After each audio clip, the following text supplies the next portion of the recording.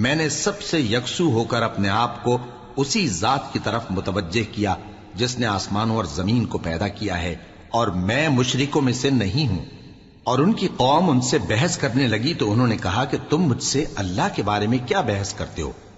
اس نے تو مجھے سیدھا رستہ دکھا دیا ہے، اور جن چیزوں کو تم اس کا شریک بناتے ہو میں ان سے نہیں ڈرتا، ہاں جو میرا پروردگار کچھ چاہے۔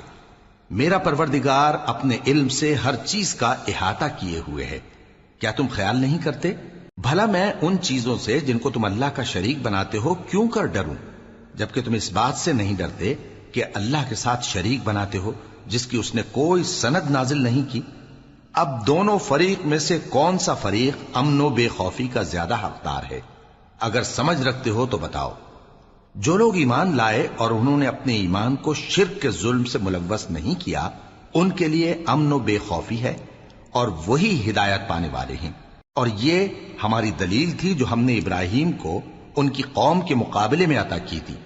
ہم جس کے چاہتے ہیں درجے بلند کر دیتے ہیں، بے شک تمہارا پروردگار دانا ہے، خبردار ہے۔